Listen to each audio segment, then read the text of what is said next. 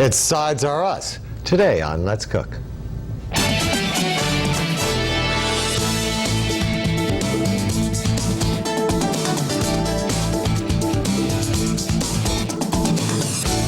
Hi, welcome to Let's Cook today, where we are doing Sides Are Us, which means we're making sides. We're doing a chipotle-flavored cornmeal squash fritter with a sun-dried tomato coulis. Is that enough syllables?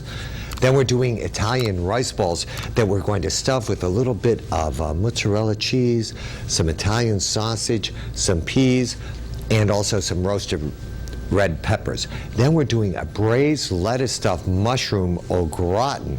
So we have a lot going on today on Let's Cook for these sides, but these are all great sides that are great in the late summer, they're great in the fall, they're great in the winter, they're even good in the summer, and some of them can be eaten at room temperature, warmed, but not cold.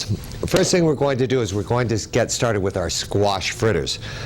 Right here, I have some yellow squash, and all I'm doing with the yellow squash here is I'm taking it and I'm slicing it down with my knife till I come to the seeds. Once I start to come to the seeds, you see my seeds right in there? I don't want those seeds. They're full of water and they're bitter, so I'll take it down and I'll slice it down this way again. Or, and this way you can julienne this with your knife, or you could, if you wanted, you could use a mandolin to slice it down. But I just find that I become one with the squash when I do it this way. So we just slice it in nice thin slices here. Then you take your knife, and what you do is you just cut it as thin as you possibly can.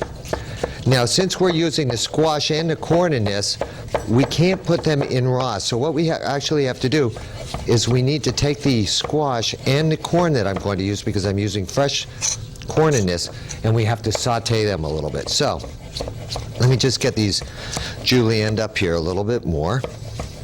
So we want them to be very fine. Now, if you want to, you could even dice this too. It's going to work anyway in the fritter itself, but I have my squash here nicely julienned. I've heated my pan here a little bit. I'm going to put in just a little olive oil. Once I add the olive oil in there, in goes my squash. We're going to start to saute that squash. Along with the squash, I have some chipotle chilies here, which are smoked jalapeno chilies. It's going to give it a nice smoky flavor. I'm going to add that to this too. Also season this now with just a little bit of salt and just a hint of pepper. In addition to that, I have some corn here. Now I'm going to use the corn, and with the corn, all I'm going to do is just take the corn right off of the husk here, or off the cob. Did I say husk? See, I'm a little inside out today with my side dishes here. But a little bit of corn here, a little bit more, and I like to use the white corn here. I just, it's a little more subtle in the fritter, if corn could be subtle. So a little bit of corn. If you have leftover corn, from corn on the cob, that'll work just as well too. So put this into our saute pan here.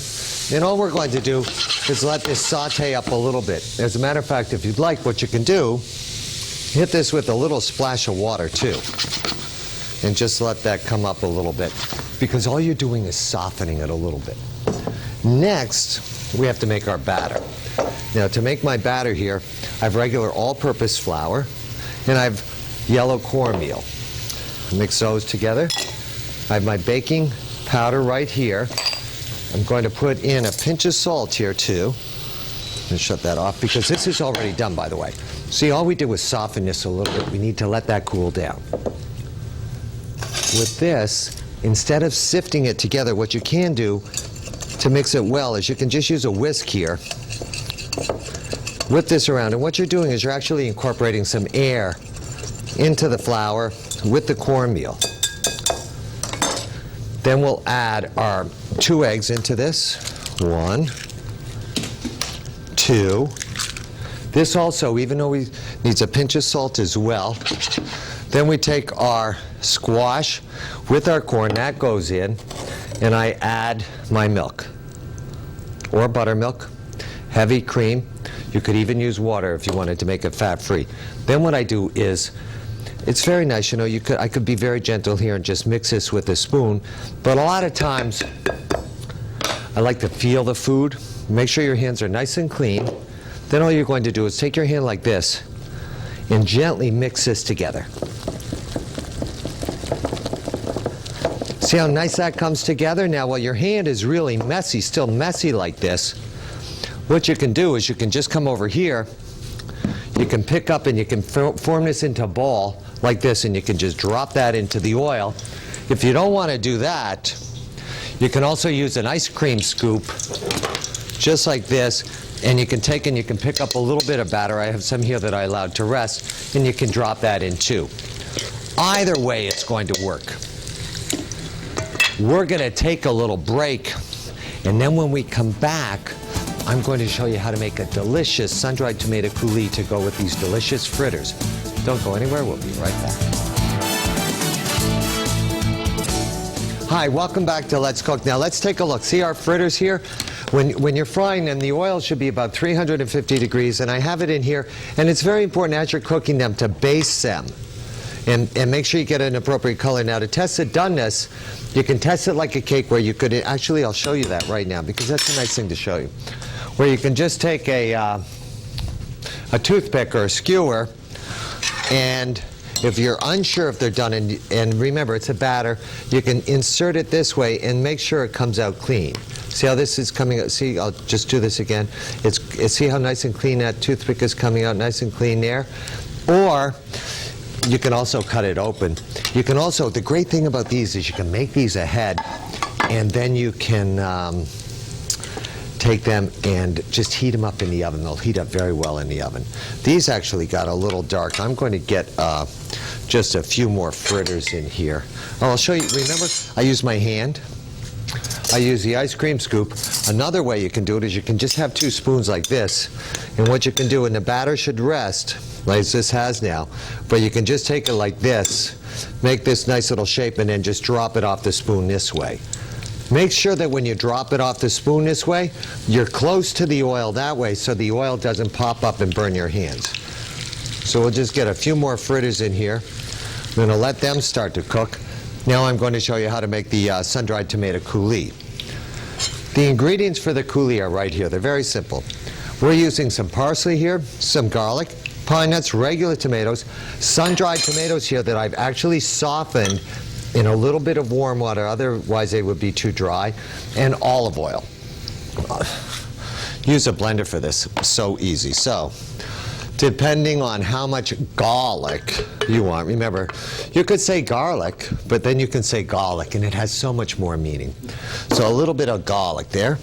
I'll put my pine nuts in, and what I'll do with the pine nuts a lot of times is I'll put the pine nuts in the oven just to dry them up a little bit and take off any stale flavor that they might have. Flat leaf parsley, I'm not using curly, I'm just using flat leaf. Then my sun-dried tomatoes right here. Now the liquid itself, I won't put all the liquid in, but I will put a little bit of the liquid in here because it has some nice flavor. Put on my top here. We'll start this up. Then all we do is drizzle in the olive oil till it comes together. And you can almost hear it. A lot of times when you're cooking, you need to really hear things. Shake it around. There we go. And we have our sun-dried tomato coulis. Good. Now, let's come over here. Let's take a look at our fritters. What you can do is when the fritters are a little cooked here, you just kind of turn them that way, right? Isn't that beautiful? And just make sure that they cook on all sides. And then to serve these, based on however you'd like to do it, a little bit of the coulis right there on the bottom. And you can look at the consistency of this coulis. It's absolutely beautiful. It's really going to stick well to the rice balls. And then we just take the rice balls and serve that with the coulis. I mean the fritters. You know why I said rice balls though? Because in the next segment, when we come up, we're making these delicious rice balls. We're going to take a little break, and then when I come back, I'm going to show you how to make these delicious rice balls for Sides or Us today on Let's Cook. We'll be right back. Hi, it's time to make the rice balls. Arroz. We're making rice balls. Now, this is a very good use of leftover rice, but if you want to make this fresh, you can stuff these rice balls with anything you want. What I'm actually stuffing them with is right here. I have some sausage, I have some fresh mozzarella right here, I have some peas, some tomatoes, and you can also put chopped parsley in it too, and flavor, but those flavorings are going to go into the middle. Now right here, I have some cooked rice, and I allowed this rice to cool down, but it's still a little warm. And you can see if I take the rice and I put it in my hand here and I push it together, it's going to stick together. You see how that really is? So it's still a little sticky. We need that to be a little sticky. What I do with this now is I take my rice, I'm going to put it in a bowl here because I do have to add some flavorings to this. I'm going to add some egg yolks to this. I'm also going to add a little bit of cheese, and I kind of like to put a little parsley in it too. So here I have my rice right there. Just get this out of the way here. Then I'm using the whole egg, but I'm just going to take and I'm going to add one yolk to this just to enrich it a little bit. Little bit of parsley. Little bit of grated Romano cheese there. I mix this together now. But when you mix it together, if you add too much fat to it, it won't stick together, and you really need it to stick together. So you work this together a little bit. If you wanted to, you could puree a little bit of the rice and make it stickier, but you don't really have to. So now I mix this together, making sure it's going to stick together. Then I take my hands, I'm going to wet my hand here a little bit, wet the palm of my hand. I take a little bit of the rice, I squeeze it together this way, then I press it right in the middle of my hand here. I make a little patty right in the middle of my hand right here. Then we take a little bit of the sausage, tomato, and mozzarella cheese mixture. We put it in the middle there. Don't pay attention to what I just dropped there because you're not supposed to see that. Then all we do is we take this and we fold this around the filling. And you press this very tightly here to make sure that it's well sealed. If you have an area right here, see, because I was hiding it, see my area there? It wasn't sealed, see it? Take a little bit more of the rice, put that right there, and just press it. Don't be afraid to work this together because you need this to stay together. Then we take this, we put it in our egg whites right over there. I'll just show you one more of these. Again, it's important to wet your hand a little bit so it doesn't stick to it too much. Put our filling in the middle there. Then we just kind of fold this all the way around it. Now, I have to tell you, I made a mistake here because what I did is see this hand here? You see how sticky this, how the rice is sticking to this hand? It shouldn't really be sticking to the hand like that. So if I just take my hand, and I'm just going to show you this, wet my hand with a little bit of water. When I go to form it now, the rice will not stick to my hand. My hand will stay nice and clean, and I'll be able to get a nice round ball here. Then we just take these balls, roll them in egg whites here. That's the other part of the yolk there. Then we roll them into the breadcrumbs here. Now it's important when you roll them into breadcrumbs, which is mixed with a little grated cheese, that your hands are nice and dry. Then you drop these into 325-degree oil, which I have right there.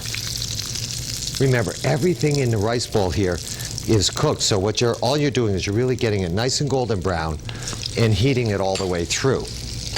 These will take about 3 minutes to brown up. We're going to take a little break, and then when we come back, we have these delicious braised lettuce stuffed portobello mushrooms for Sides Are Us today on Let's Cook. Please don't go anywhere. We'll be right back. Hi, welcome back to Let's Cook.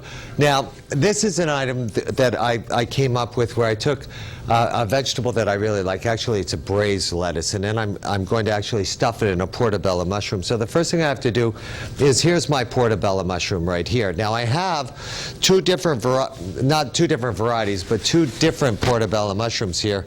We're going to bring that shot back again, and I'm going to show you the difference. And I put them on a paper towel now. But you see here, you see how this is a little mouchade here, the gills here are a little mouchade, where these are not. This is a beautiful portobello mushroom because the gills are still nice and firm. It's very important for this particular dish because these gills do have a lot of dirt. I take a spoon and I simply scrape out the gills that are in the middle. See how easy they come out?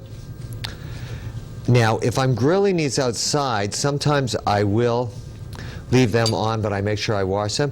You can also, with the spoon at the same time, if you'd like, and based on how good you want to be, you can also take and use a spoon and you can just peel off the skin on the outside here. This will speed up the cooking time, but for this particular dish it's really not necessary.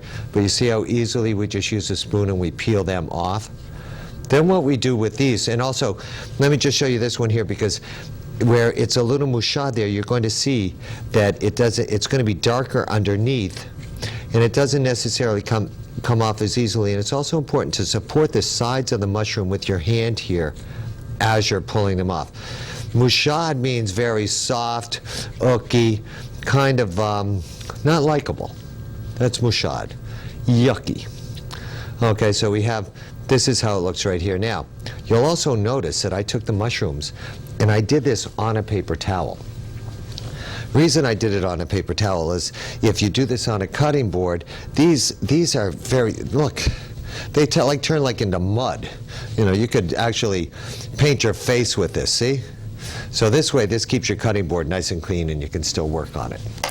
What we do with those mushrooms is we then take those mushrooms and we saute them in a pan. Now I already have some here that I've already sauteed. And I sauteed them just on both sides with a little salt and pepper and a little butter, just so that they softened up a little bit. Then I take them and I put these on an oven-proof dish or a broiler dish. Into this pan now, I'm going to heat it back up. I'm going to add a little bit of shallot to this. And we're going to start to saute those. While we do that, I have some different lettuces that I'm using. I have a little bit of radicchio here. So I'm just going to take the radicchio, and all the lettuces are going to be shredded. So we just shred the radicchio here, a little bit of radicchio. Then we'll take a little bit of romaine too. Arugula is also really nice in this too. If you like a little bit of a peppery flavor, you could use a little arugula. You could use some Boston Bib, and iceberg lettuce, any type of lettuce that you want to use. And now the shallots have softened up. All we do now is we take this, we add our lettuces to this, season it with a little bit of salt, a little bit of pepper here, hit it with a splash of chicken stock. This is going to cook very quickly. Remember, it's a lettuce, we're braising this now where we sauteed it, and we just braise it. Now, once it gets soft like this, and this is soft enough, we're going to take it, don't cook the liquid down, we strain it off. You're going to strain that liquid off because that's not going to really taste good. Just get rid of that bitterness right there. Then we take our lettuce this way, put it in a bowl right here. Now we're going to add some fresh breadcrumbs to this, some nice grated pecorino romano cheese there, and we toss this together this way. We're just going to mix this together just to bind it a little bit. See how nicely bound that is? Then take a little bit of our stuffing. This is why this is so good.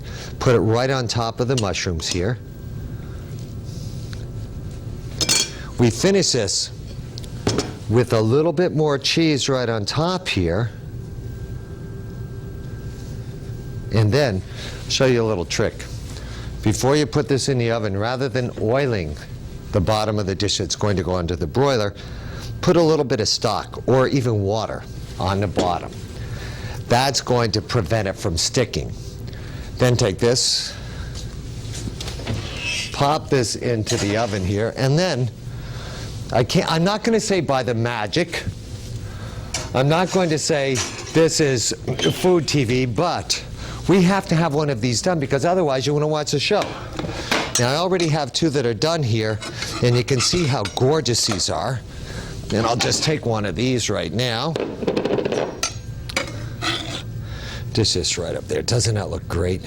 This is a delicious, wonderful, healthy side that you can have with the braised lettuce stuffed portobello mushroom. Thank you so much for watching Let's Cook today. I really enjoyed making these nice sides for you because it was Sides Are Us, where we did the rice balls here, where we did the nice stuffed Italian rice balls with the mozzarella, sausage, a little bit of peas, a little bit of cheese. Then we did the chipotle flavored corn fritters here with the sun-dried tomato coulis. And last but not least, we have our portobello stuffed with braised lettuce, mushroom right here, of which I'm going to taste a little piece right now. Thank you again. You have a good day, and we'll see you next time. Bye-bye for now.